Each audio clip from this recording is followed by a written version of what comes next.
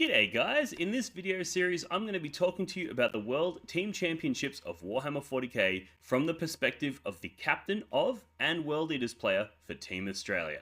We're going to dig into the preparation for the event, how that all went down and what our team strategy was. We're going to dig into the War Masters singles event, we're going to talk about my list in detail, and we're also going to break down every round, every game that we played into every other opponent from nations all around the world. So if you're interested in learning a little bit more about the World Team Championships and Team Australia, this video series is for you. Let's get into it. Look for the blood god.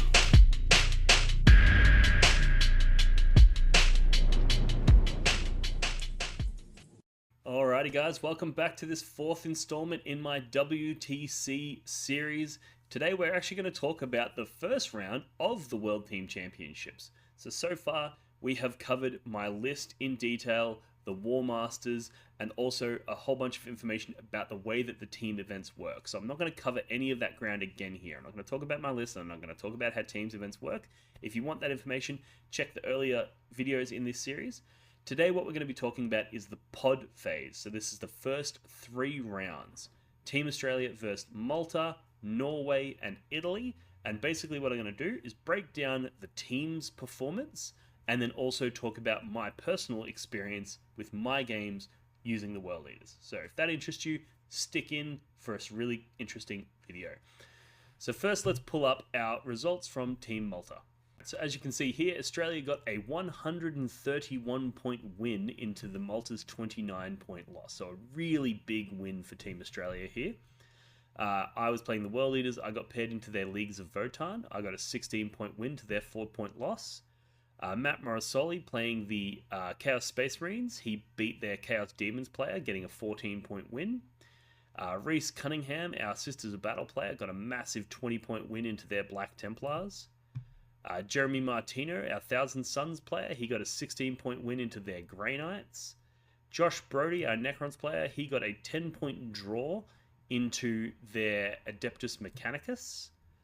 Then we had Callum German on Tau Empire, got a 18 point win into their Adeptus Custodes. Lockie Rigg got a 20 point win into their Tyranids. And Jordan Beresford on Space Wolves got a 17 point win into their Drakari. So as you can see, Team Australia went undefeated this round. Nobody lost their games. The closest we got was a draw with our Necrons into their AdMech. So really strong performance by everybody on Team Australia here. But let's have a look at their Malta list. This is the Malta's Leagues of Votann list. And this is the list that I played against myself. So let's pull that up here. So my opponent had an Einherjar champion with Grim Demeanor and another Einherjar champion. Now, the Grim Demeanor basically allows him to ignore modifiers, which is really, really good into me because I rely pretty heavily on that neg-1 damage. Worth noting. So he had the 2 Einherjar champions. Then he had a unit of 10 warriors. He had 4 Sagittars. He had 3 units of 5 Berserks, all with concussion mauls. Then he had 2 big units of Hearthguards. So it was kind of like the Votann Terminators versus the World Leaders Terminators, which is really interesting. Then he had 3 units of Pioneers, all just small 3-man units. And a unit of Jaegers, which are the scouty infiltrate guys. Alright, so this matchup was actually one that I thought was probably going to be a loss. I was predicted to get like a 8 or 9 point loss. And the reason here is that those Sagittars are really, really fast and really, really good units that can jump out onto objectives and are relatively hard to dislodge. A unit of 8-bound doesn't reliably kill one. A unit of Jackals definitely doesn't kill one. A unit of 5 Berserkers definitely doesn't kill one. So he can put those out onto objectives and not present his Terminators, not present his Berserks, and it's really hard for me to deal with because I've got to go out, pop the transport, then pop the guys inside, and I'm a combat-heavy army. That's really challenging. He also has that big unit of Terminators that ignores modifiers, so it can drop down, and between its shooting and combat, it'll easily pick up one of my Terminators. So if he puts that in rapid ingress, we're going to have this situation where it's kind of hard to get at each other. He also has the ability to put those tokens on my units, which gives him +1 to hit and wound versus them, which is really, really good against things like Terminators, whereas it's not so good against like an MSU style army. So a lot of the advantages of his list really comes into play against me. He also has the ability to have Armor of Contempt, or whatever the Votann Void Armor, on his 2-up save guys, which means even though his Terminators don't have an invulnerable save, they effectively do against me, because most of my damage is only most of my AP is only AP 1 or 2, and he has a 2-up save with Armor of Contempt. It means it's going to be very hard for me to shoot through those Terminators. So with all of that considered, I was like I think it's probably a loss, but basically the pairings team decided that, Dean, we're going to put you in, you're going to forecast a loss, but that's okay, because everybody else on the team, because of me taking the Votann out, everybody else on the team is looking at getting a big win. So it's okay for you to lose, just try not to lose by too much. Just try to bring back those 8 or 9 points. And I was like, yep, I can do that. We had actually played a practice game against this list earlier at our boot camp. So I'd played against it before, so I knew what it did, and I knew what I needed to do. And basically what I did is I deployed 2 units of Terminators in this game, and the reason that I did that is because he has so much scouting and fast-moving stuff. If I try to use the Terminators to deep strike on him, he's just going to screen me out and not give me the opportunity. With his bikes and with the Sagittars and all that sort of stuff, he'll be able to screen out the board, and I'm never going to be able to drop my Terminators in. So I basically put 2 on the board, put Khan's unit on the board, all of it hidden behind walls so he can't interact with it. This was supply drop, so it's the one where the objectives in No Man's Land slowly disappear. And basically, my game plan was to just sandbag one of those. The objective that stays till the end of the game, I'm just going to keep throwing things at that and control it. And he played a lot more cagey than I was expecting. He put both of his units of Terminators in Deep Strike, and then he basically just put out little Sagittars and stuff like that early. I was using my Jackals to basically out-OC his Sagittars without actually engaging with them, because I knew that I'm not going to kill him, and if I can do that, he'll then be forced to disembark out to kill the Jackals in order to secure the objectives, and that's how I get him out of his transports. So I was able to do that. The Terminators were doing really well at just picking up those small bits and pieces.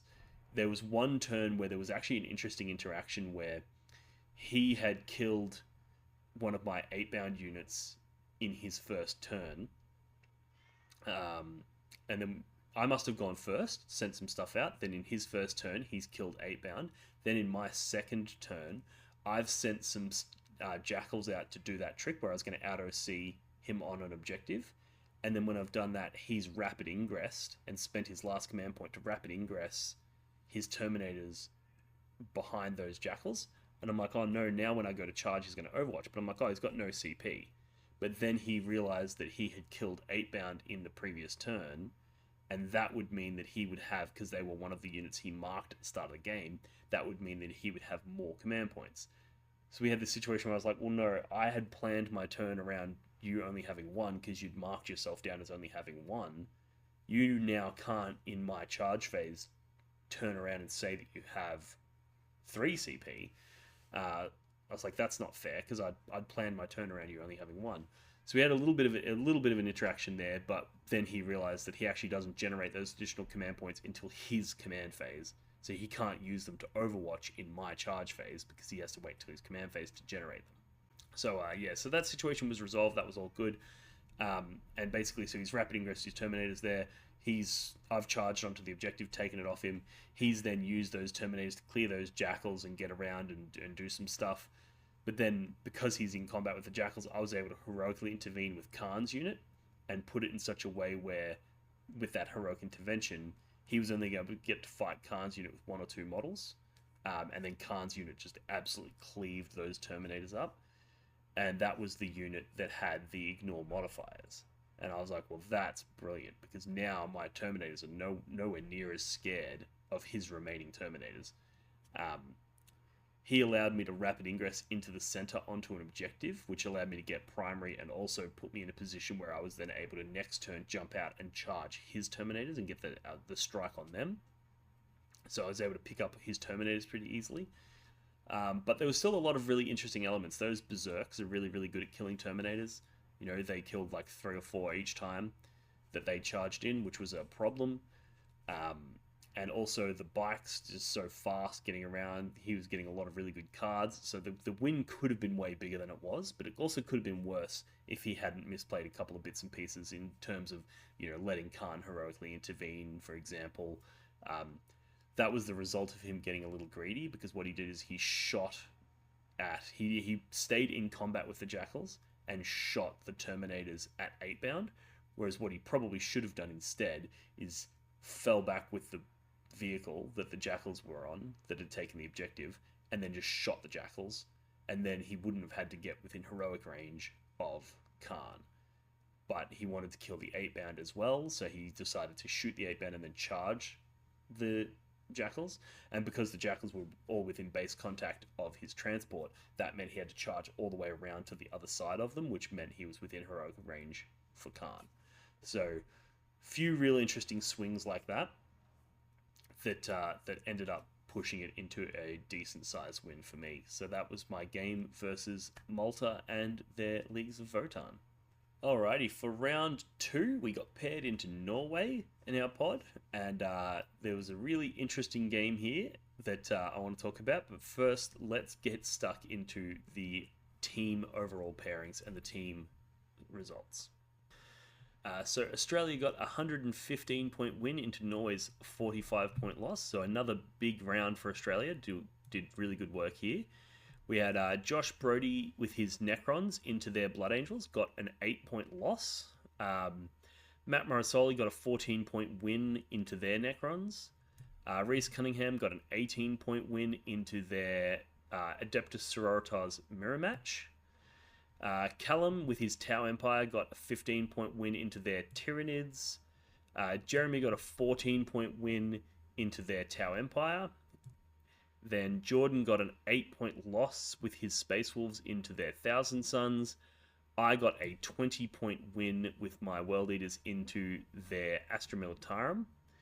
And Lockie Rig got an 18-point win with his Grey Knights into their Chaos Knights. So the biggest win on our team was my 20-point win into Kettle, and it was a fascinating game. So let's have a look at Kettle's list, and then we'll talk about how the game panned out. So just pulling that up now. Kettle had a Born Soldiers, Astra Militarum list, and a really interesting list. So he had Death Corps Marshal, Gaunt's Ghosts, Lord Solar Leontis, a Tempestus Command Squad, a Platoon Command Squad, a Tank Commander with a Demolisher Cannon. He had Ursula Creed. He had a unit of Catachan Jungle Fighters, a big unit of Death Corps of Krieg. He had an Infantry Squad. He had a big Bulgren Squad. He had an Earthshaker Carriage. He had Kassakin. He had 2 Manticores. 2 Scout Sentinels, a Tempestus Scions squad, big one, a 10-man, and then 2 5-man Tempestus Scions squads. So really, really cool guard list. Lots of different elements in there. So he's got the Tempestus squads. They can deep strike in and do really good damage. He had the Bulgren squad. They can push up and bully things off objectives. He had the Tank Commander, which is really effective shooting. He had the Earthshaker Carriage, which was a problem for me because he can shoot things and then make it -2 to my movement, advance, and charge, which is annoying. And then he had a smattering of other elements as well. So this was a really interesting match where basically during the WTC process you get to select your table if you're the put up. So we put me up, they put this in as well as something else. I've selected the guard and I've selected the table. Then one of the things that happens is whilst this pairings exercise is happening, all of the coaches go around and set up the tables. So they place the objective markers for you, they place all the terrain for you exactly as per the WTC layout, so that when you arrive at the table you can just play, right? Now, I played Kettle in the War Masters the previous year, so I've got a bit of a relationship with him. He's an absolute legendary bloke. I had a great time with him last year, and I had a great time with him this year. But we get to the table. The Norway coaches have set up the table, and then we get stuck into the game, right? Now, basically, we roll off to see who picks deployment zone. He wins the roll off. He picks the deployment zone on this side. I move my army around to the other side and look at it to figure out how I want to deploy. And when I look at it, I could see that there was 2 objectives that I could hold from my deployment zone. This was tipping point, I think, was the mission. So basically, there was the one that in my deployment zone, I could hold that from behind the walls, and then there was another one that I could deploy behind the walls and move up onto the objective and still be technically behind the wall, right? So I'm start behind the ruin, I can move up into the ruin, still be behind the wall, and holding the objective. So I like look at the table and I'm like, yep, that's perfect. I'm happy with that. So I start deploying. Then we move into the first turn. He gets the first turn, moves his Catachan up onto the center objective, moves his Bulgrin onto his safe objective, and that's his turn. He shoots me with a Basilisk. That's about all he can do because everything in mine is hidden. And I've deployed 2 Terminator units in this game. One of them is planning to go for my home objective, the other one's planning to go for my safe objective. Then we go into my first turn, and I do exactly that. I move my Terminators onto that safe objective, I move my Terminators into my home objective, and I send out a unit of Jackals to kill his Catachan off the center. And I send Khan and his boys out to kill the Bulgrin off of his home objective, right? All of that works. Then we go into his next turn. He shoots a bunch of stuff, shoots a Basilisk, shoots Khan's unit, does all this damage, and then we go into my turn 2. And I'm like, yep, cool, I get a big primary because I'm holding my home, and I'm holding this one over here, so it's like an 8-point primary, I think it was. And Kettle's like, oh, you're not holding that one, you can't be. I'm like, what do you mean? And he's like, you can't hold it from behind the wall. I'm like, come around and have a look. And he comes around and I lift the models. And I'm like, you can clearly see that the aura of that objective spills inside the wall. He's like, shouldn't be. So he goes over to his objective and he looks at it and his doesn't spill into the wall. And he's like, what's going on here? So we pull up the map pack and it turns out that when one of the Norway coaches has set up a table, they've set it up wrong. And that objective is not supposed to be able to be held from behind the wall. So I'm like, oh, well, what do we want to do? And he's like, well, we'll just move the objective marker out to where it's supposed to be. And I'm like, yeah, but I wouldn't have deployed these Terminators here. I wouldn't have moved these guys here. I did it assuming that I'd be able to hold that because your coaches set the table up in such a way that I would be able to hold it. And he's like, yeah, but you can't. And I'm like, okay, well, I don't know what we're going to do here. So we basically get a referee over. And I basically made the case that, like, I wouldn't have done any of the things that I've done. And I didn't set the table up. I didn't set up anything. I didn't even pick my deployment zone. You know, I was told I had to go play on this deployment zone. So I've made all these decisions based off playing the game as it lies. You know, if something's mispositioned and that changes the way you play, it's a bit rich to change that position after the fact. But at the same time, I'm also not advocating that we continue playing with this because it's not correct. The table should not be set up this way. So I was like, well, whatever you referees decide to do, we'll do. I'm happy with whatever outcome, but you guys need to make this call because as players, we can't sort it out. Then basically what happens is the head referee comes over and looks at the time and he's like, there's been maybe 40 minutes worth of the round has expired. And he's like, cool, get all of the coaches here, clear the table, remove every model, remove every objective and every piece of terrain, set it up again, set it up correctly, and start the game again. And we're both Kettle and I are just like, wow, like neither of us were really happy with that outcome, but I think with the benefit of hindsight, it's better than one of us being happy with an outcome and the other one being unhappy, right? If we're both unhappy, it's equal, it's fair, right? And there was no scenario where we were both happy. So we've gone, yep, so I've summoned all the coaches. Luckily, Australia, we brought 4 coaches with us this year, so we were able to get this done really quick. So I'm basically, cool, you guys, clear my models, set up the table. Kettle and I are just going to go out, get some fresh air while you guys set that up. We went outside, went to the bathroom, came back, everything was set up, and we basically re-racked and started the game again. And I'm like, okay. So now we're playing with significant time pressure because 40 minutes of the 4 hours has elapsed. So we're nearly down to only 3 hours left to play, and we have to start the whole game again. So this time, I only put 1 unit of Terminators on the board, the other 2 in Deep Strike, because I knew I wasn't going to be able to hold that objective from behind the wall, so there's no point trying. Basically, I put a unit of Jackals up there just so that I could throw him on there and force him to come out and deal with him. The 2 units of Terminators in Deep Strike, and then the rest of the turn played out more or less the same. He got the first turn again. He sent out the Catachan again. He sent out the Bulgrin again. I sent out Khan's unit. I sent out Jackals to kill the Catachan. We did more or less everything played out the same, which was interesting because I feel like it went my way in the first game, and I was worried that he was going to, with the new information, knowing how I responded, he was not going to do that this time. He wasn't going to make that same mistake. So I was a little bit upset that he was going to, he basically made a mistake in that first game, and he was just not going to make that mistake in the second game and not be punished. But then he went and made the same decision. So I was like, oh, that's interesting. There was also some stuff with the cards where I got really good card draws in the first game. I got not so great card draws in the second game. So it was an annoying situation, but obviously nobody's at fault here. People make mistakes when they're setting up tables. I should have checked it. Kettle should have checked it. So it's all good. There's no bad blood. It's just a really awkward situation. But yeah, so basically the first turn played out more or less the same. Then when he's shot Khan's unit's Blood Surge moved into one of his Sentinels, which was really, really good. He shot the Demolisher this time and really underwhelmingly only killed like 3 Berserkers, and then our Blood Surge moved in to his tank, which meant he couldn't shoot his Manticores at him, he couldn't shoot his big units of infantry or anything like that. Then in his turn, Khan's unit picks up the Sentinel, and then in my next turn, Khan's unit was able to advance and charge and killed Leontis and all of the stuff off of his home objective. And at that point, it was game over. He'd lost his Bulgrin and he'd lost his home objective. Terminators have rapid ingressed and charged his tank commander, which was in the middle.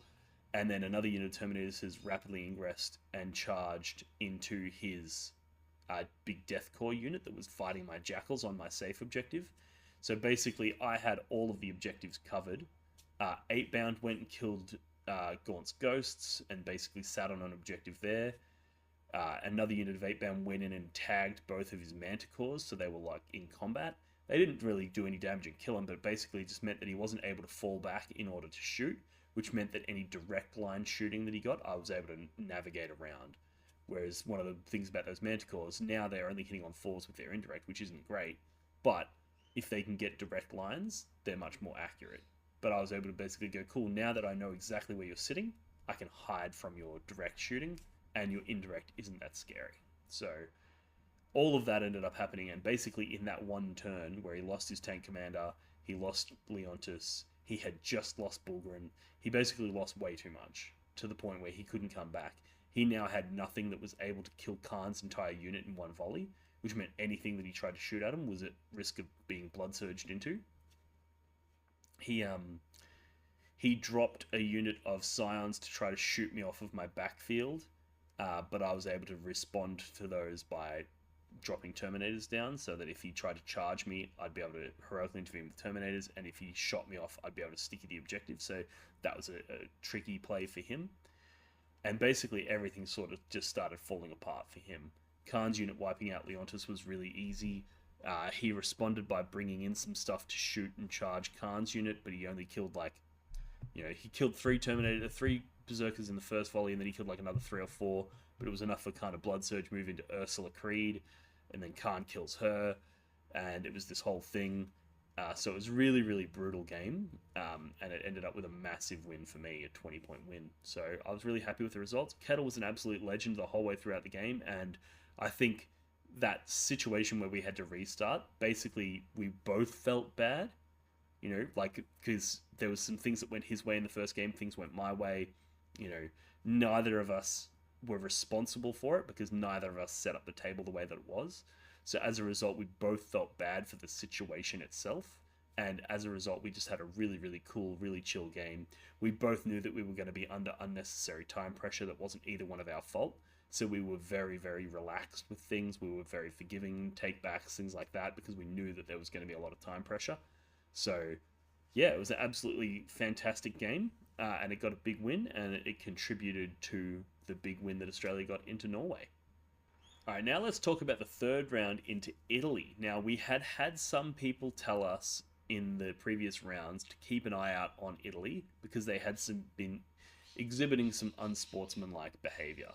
However, I'm a huge fan of giving everybody their benefit of the doubt and not judging people before you play them. So I didn't really make a big fuss out of it, and we played into them, and it was an absolutely amazing round. We didn't have a single issue with Italy at all. So it just goes to show that if you show your opponents that little bit of respect and a little bit of trust, it's reciprocated, and you have an absolutely awesome round. Some of the most fun games that our players had at the event were into Italy. So it was a really, really cool game and a really, really close round. So let's pull up the results.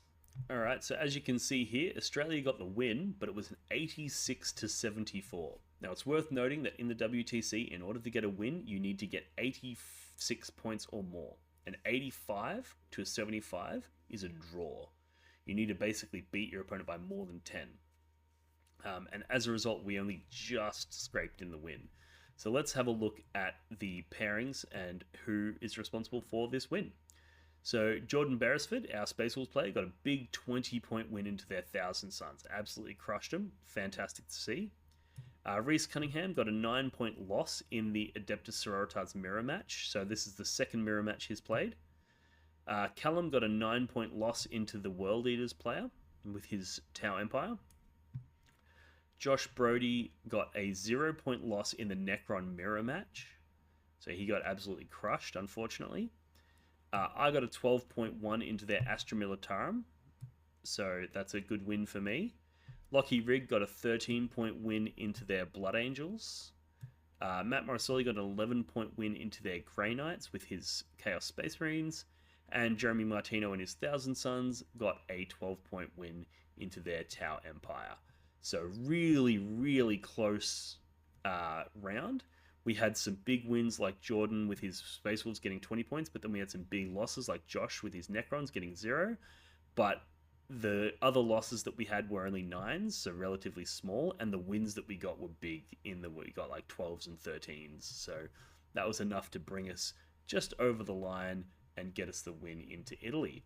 So let's talk about my game here into Eduardo's Astra Militarum. So another guard list. So pulling it up now, Eduardo, he had Gaunt's Ghosts as well. He had Leontis as well. He had a Tempestus command squad. He had a Platoon command squad. Then he had Catachan Jungle Fighters by 3 this time, so lots more of those. He had 2 Chimeras. He had a unit of 3 Armored Sentinels. A unit of Atellan Rough Riders. 2 Hellhounds. 3 battle tanks, all with battle cannons, and then he had an exterminator with the exterminator cannon and the Tempestus Scions as well. So this was another guard list, but it was very different than the previous one. This one had a lot of battle tanks. It even had Hellhounds and Chimeras, like it was a parking lot, lots of tanks. And the way that this list functions is he shoots you with the exterminator first, which gives the rest of his army +1 AP when shooting into you. And then there's something that Hellhounds shoot you as well, and that strips away your cover save.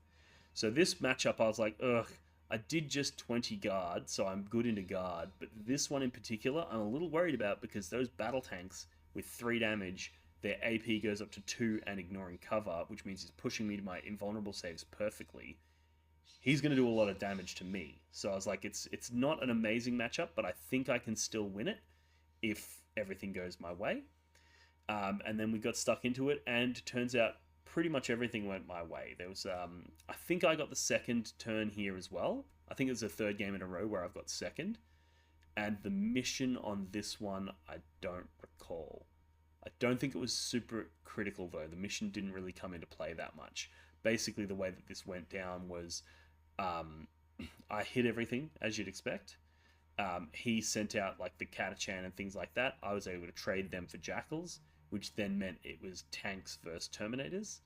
And I was able to basically rapid ingress, send Terminators out on turn 3, and kill a bunch of his stuff. And because he didn't have any Bulgarin or anything like that, he didn't have anything that could really push me back.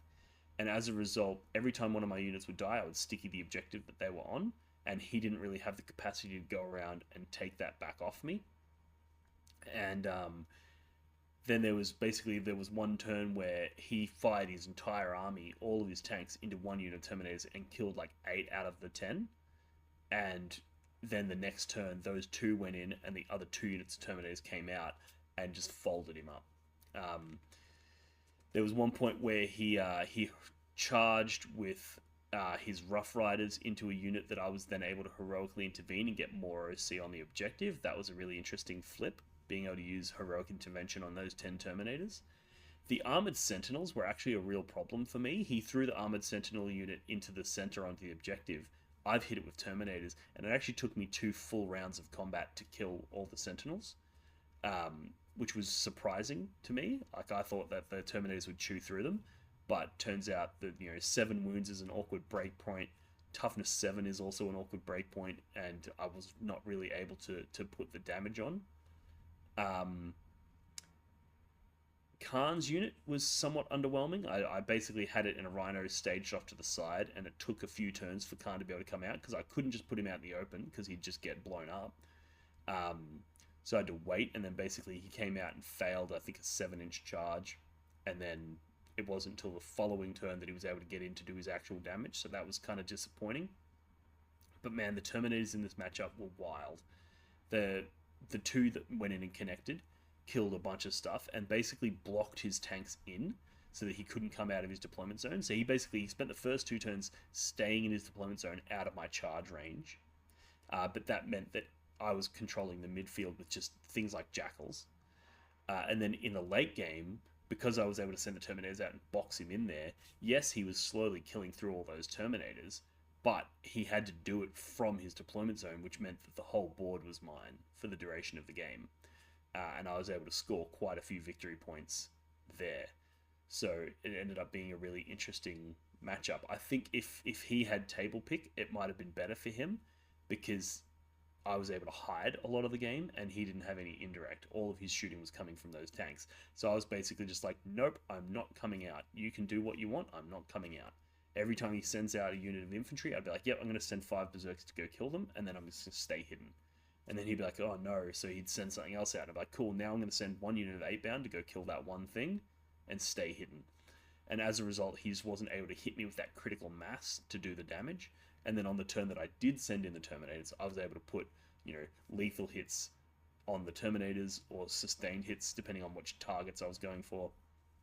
And then put the +1 to wound on, 8-bound nearby for reroll wounds, and just do massive damage and blew up all of his tanks. So the score didn't really reflect how big of a win it was. I think there was a few turns where I draw really bad secondaries. Like, I draw turn 1 behind enemy lines and bring it down, and it's like, well, I'm not going in for that, because if I go in for that now, I'm gonna have to sacrifice pieces that he's going to be able to trade on and actually do damage to me. So I was like, cool, I'm not going to go in for that. There was a few, and then there was another turn on my go turn, the turn that I did want to do the damage. That's when I draw Cleanse and Establish Locus, and I'm like, well, or Sabotage, or whatever it was. And I'm like, well, I don't want to be doing actions this turn. This is my turn to kill. This is my turn to do damage.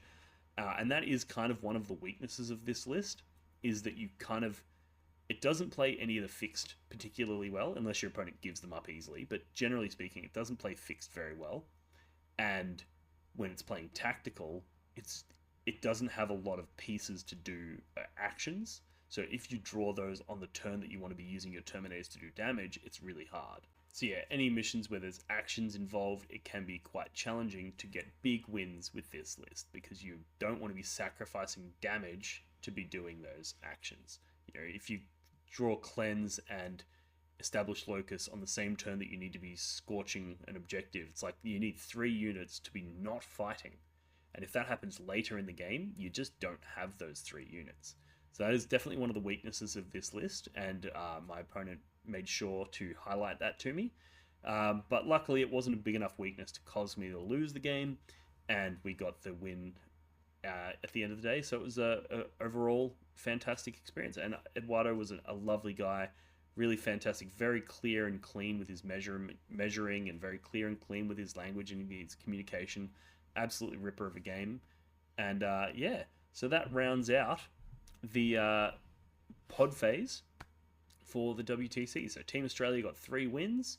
2 of them were big wins. 1 of them was a very, very close round, but still, we got 3 wins out of our pod, which was our goal going into it. We basically told ourselves at the start, we want to beat our pod. We want to do as well into a pod as possible, and then we'll see what happens in the Swiss stage, because the Swiss stage is where it gets significantly harder.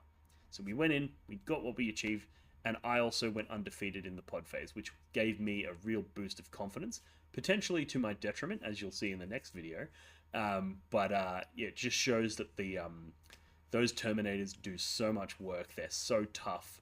They're very versatile with their ability to shoot things and charge things, and all the damage that they do, and how durable they are and how fast they are when they go. They can move 7 inches, then advance 6, and then still charge things. So if you want them to be super fast, they can be. If you want them to be able to move and shoot and charge, they can.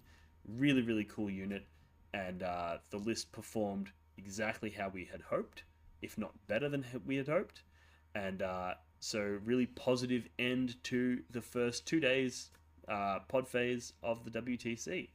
So in the next video, we're going to be talking about the Swiss phase, and this is where we start getting paired into the top teams. We went out of the pod placing quite highly. I think we were in the top 5 at this stage of the event.